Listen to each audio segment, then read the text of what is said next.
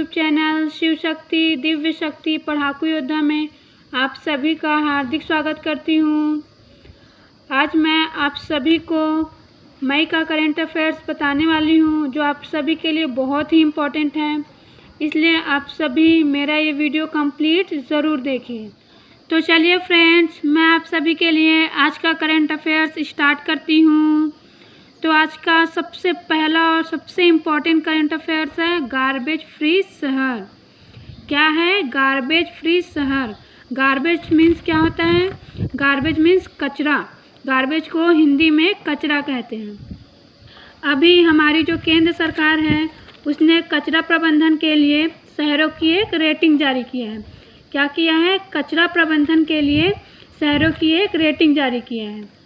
और इस रेटिंग में हमारा जो अंबिकापुर है, क्या हमारा जो अंबिकापुर शहर है जो कि सरगुजा ज़िले के अंतर्गत आता है, इसे कूड़ा मुक्त शहरों में 5 स्टार रेटिंग मिली है। क्या मिला है? कूड़ा मुक्त शहरों में 5 स्टार रेटिंग मिला है। मीन्स हमारा जो अंबिकापुर शहर है वो 5 स्टार कूड़ा मुक्त या फिर 5 स्टार गार्बेज फ्री शहरों में शामिल है।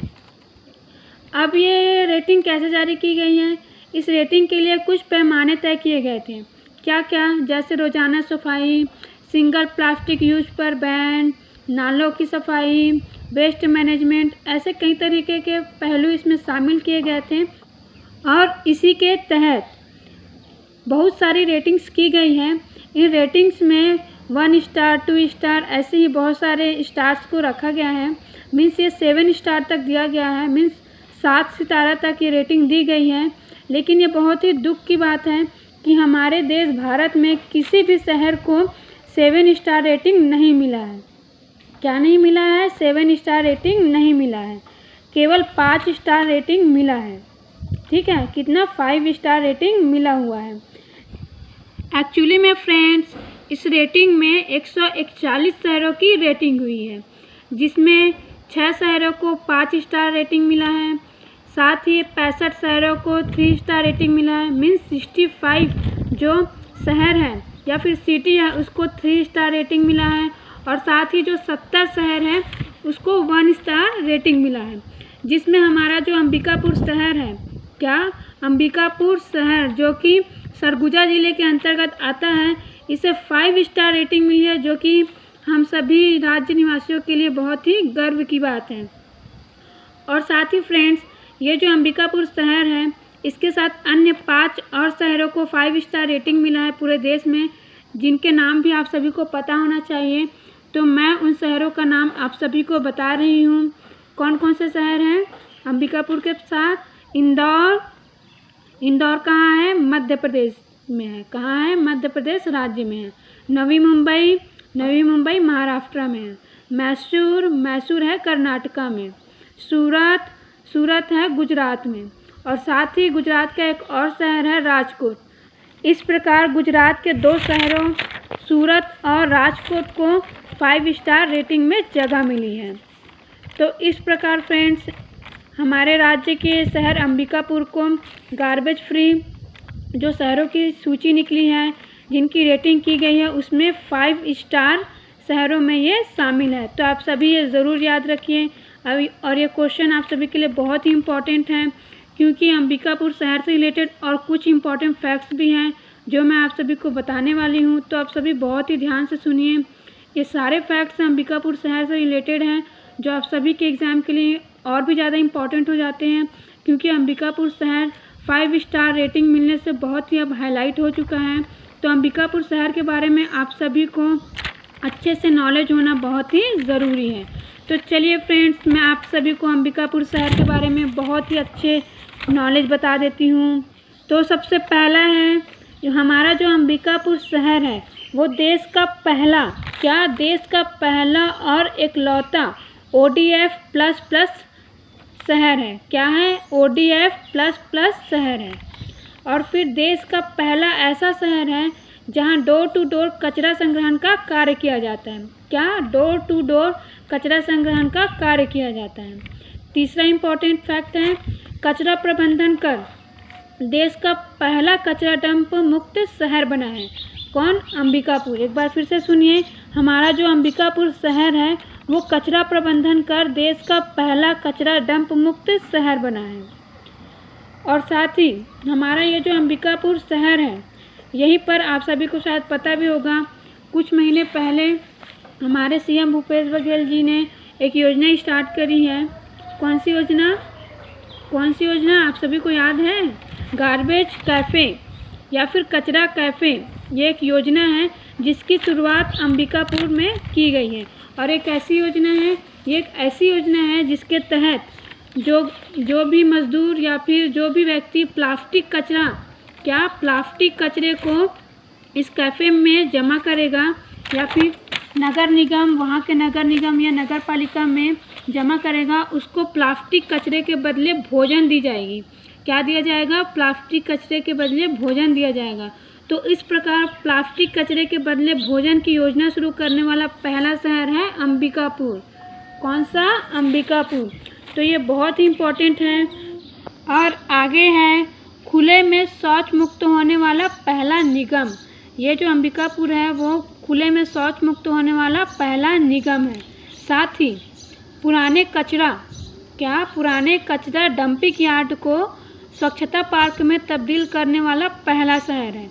पुराने कचरा डंपिंग यार्ड को स्वच्छता पार्क में तब्दील करने वाला ये पहला शहर है। तो ये रहा आप सभी के लिए अंबिकापुर से रिलेटेड बहुत ही इम्पोर्टेंट फैक्ट।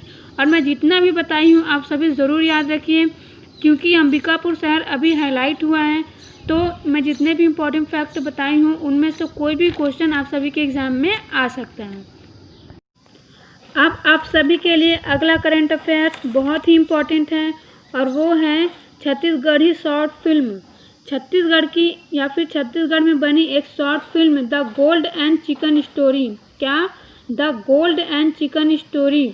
ये ऐसी फिल्म है छत्तीसगढ़ की जिसे अमेरिका के ऑनलाइन चैनल, कहाँ के? अमेरिका के ऑनलाइन चैनल बीबॉक में दिखाया जा रहा है।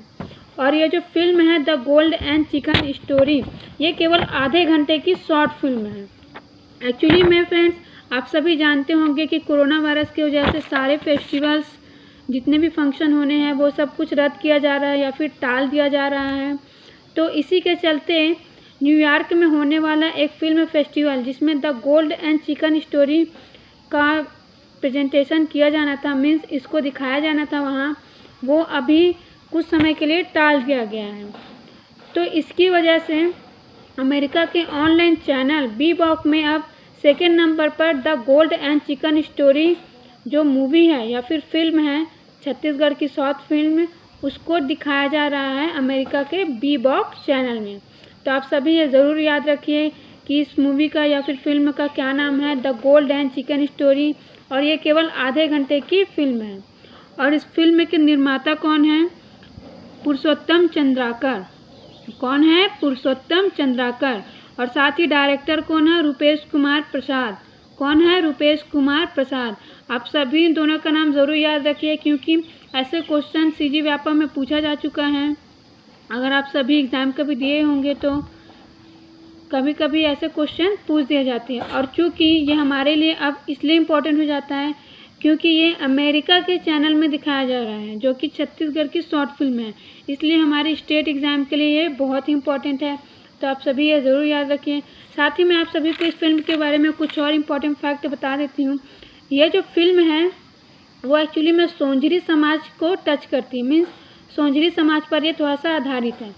आप सभी शायद जानते होंगे, जो भी छत्तीसगढ़ के नदियों के बारे में पढ़े होंगे, कि छत्तीसगढ़ की कुछ नदियाँ ऐसी हैं जिसके बालू या फिर रेत या फिर जिसे इंग्लिश में सैंड कहते हैं, उसमें सोने के कण पाए जाते हैं। क्या पाया जाता है? सोने के कण।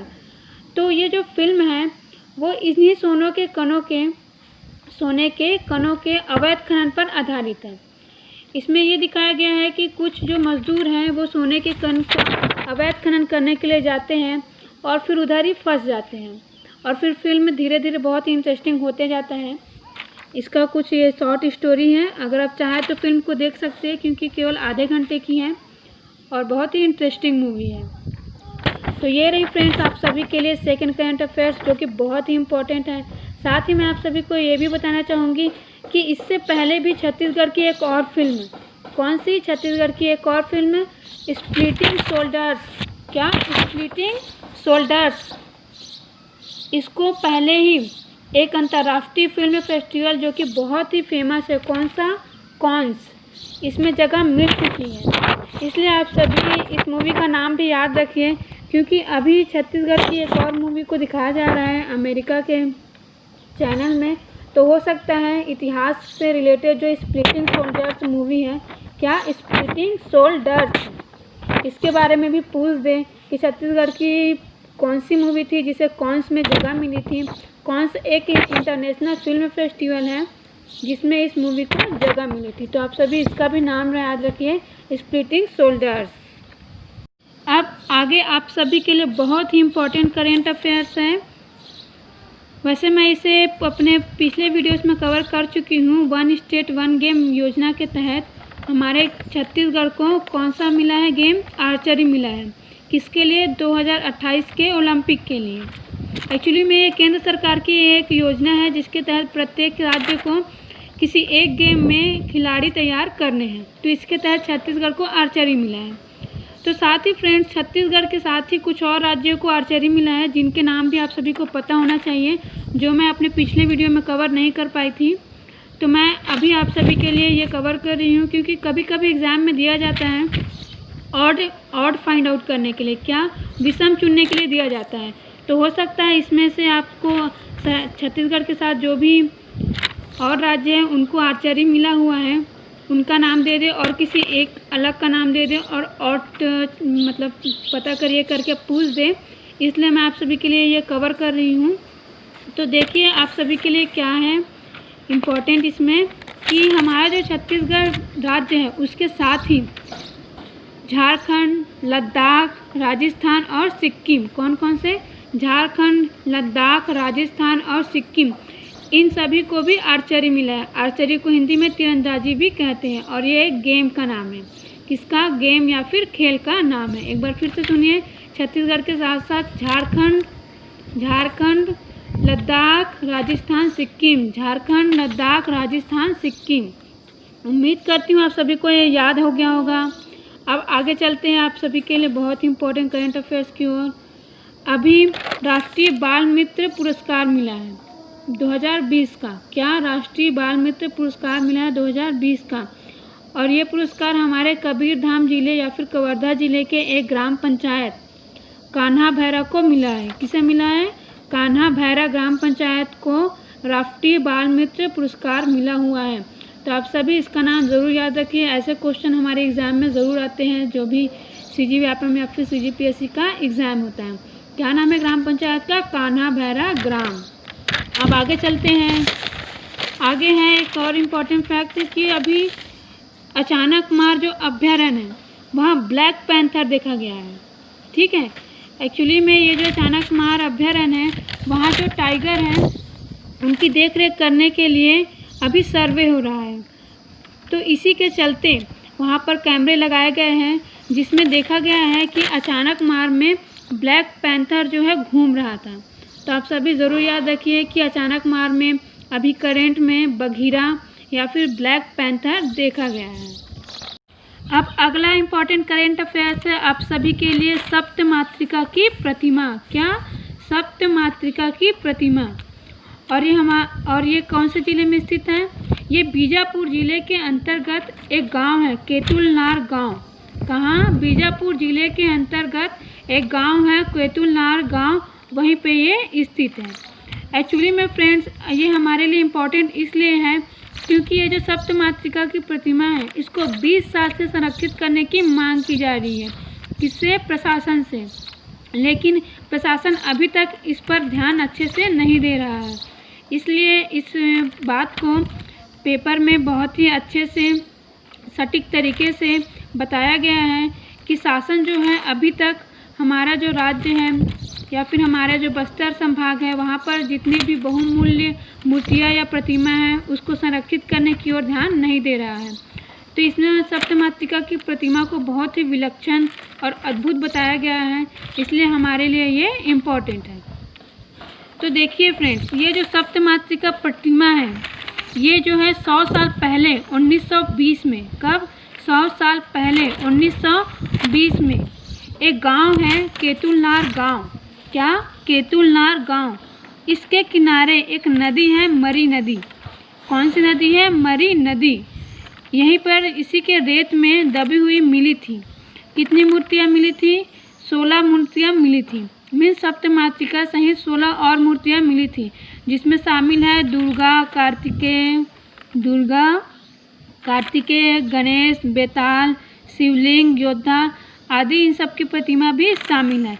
लेकिन जो सप्तमातृका की प्रतिमा है वो दुर्लभ और विलक्षण है। और जब पुरातत्व विभाग के जो सर्वेयर हैं, मीन्स सर्वेक्षण करने वाले हैं, वो जब यहाँ देखने के लिए गए सप्तमातृका की प्रतिमा को, तो उन्होंने अनुमान लगाया है कि ये 12वीं शताब्दी की प्रतिमा होगी। क्या अनुमान लगाया है? कि ये 12वीं शताब्दी की प्रतिमा है। और साथ ही ये भी अनुमान लगाया है कि ये छिंदक नागवंशियों द्वारा बनाया गया है। मीन्स ये छिंदक नागवंशी जो थे बस्तर में शासन करने वाले शासक थे। एक वंश का नाम है ये छिंदक नागवंशी। तो जो छिंदक नागवंशी शासक थे फ्रेंड्स, इन्हीं लोगों ने सप्तमातृका की प्रतिमा बनाई है, ऐसा अनुमान लगाया जा रहा है। साथ ही ये अनुमान भी लगाया गया है कि ये जो सप्तमातृका की प्रतिमा है उसे सुकमा के इंजरम, कहाँ? सुकमा के इंजरम नामक गांव में भी देखा गया, लेकिन ये बहुत ही क्षतिग्रस्त है, ऐसा कहा जा रहा है। तो आप सभी के लिए ये इम्पोर्टेंट है कि ये जो सप्तमातृका प्रतिमा है वो कहाँ पर है? बीजापुर जिले के केतुलनार गांव में है। और साथ ही गांव के लोग इस सप्तमातृका की प्रतिमा को सम्मान देने के लिए साल में एक बार उत्सव का आयोजन करते हैं और इन सभी प्रतिमाओं की पूजा करते हैं और इनसे आशीर्वाद मांगते हैं। तो इस प्रकार ये लोगों की श्रद्धा से, भक्ति से बहुत ही रिलेटेड है। इसलिए आप सभी ज़रूर याद रखिए कि सप्तमातृका की प्रतिमा कहाँ है? बीजापुर जिले के केतुलनार गांव में स्थित है। आप सभी के लिए लास्ट और इम्पॉर्टेंट करंट अफेयर्स आज का ये है कि हमारा जो छत्तीसगढ़ राज्य है, वहाँ पे जो राज्य सरकार है उसने यहाँ भी घोषणा कर दी है कि अब जो APL का राशन कार्डधारी है, APL मीन्स एबव दी पॉवर्टी लाइन। क्या? एबव दी पॉवर्टी लाइन। इसके जो अंतर्गत जो भी आते हैं उन्हें भी अब 1 जून से 10 रुपये पर किलो में 2 किलो नमक दिया जाएगा। कितने में? 10 रुपये पर किलो के हिसाब से 2 किलो नमक दिया जाएगा प्रति महीने। ठीक है। अब ऐसा क्यों किया गया है? क्योंकि आप सभी साथ परिचित होंगे कि कुछ समय पहले ही छत्तीसगढ़ में बहुत अफवाह उड़ी थी कि नमक की कमी हो गई है और इसकी वजह से नमक का बहुत ज़्यादा जमाखोरी भी हो गया था। तो इसी को देखते हुए हमारी राज्य सरकार ने ये निर्णय लिया है कि छत्तीसगढ़ में APL कार्ड धारकों को भी अब 1 जून से 10 किलो रुपये प्रति किलो के हिसाब से 2 किलो नमक आवंटित किया जाएगा प्रति महीने। तो ये रहा फ्रेंड्स आप सभी के लिए बहुत ही इम्पोर्टेंट करेंट अफेयर्स। आप सभी को मेरा ये वीडियो कैसा लगा मुझे कमेंट करके ज़रूर बताइए, क्योंकि जब आप कमेंट करेंगे तो मैं आप सभी के लिए ऐसे ही और भी अच्छे तरीके से वीडियो बनाने की कोशिश करूँगी। अगर आप सभी को कुछ भी समझ में नहीं आता है तब भी आप मुझे कमेंट करके पूछ सकते हैं और मैं कोशिश करूँगी कि आपके द्वारा जो भी क्वेश्चन पूछा गया है उसका मैं अच्छे से जवाब दे सकूँ। तो आप सभी को मेरा ये वीडियो अच्छा लगा हो तो इसे लाइक ज़रूर करिए और अपने फ्रेंड्स के पास शेयर करें ताकि वो भी अपने एग्ज़ाम की तैयारी बहुत ही अच्छे से कर पाएँ। और आप सभी को मेरा ये वीडियो अच्छा लगता है तो आप सभी इस वीडियो को लाइक ज़रूर करिए।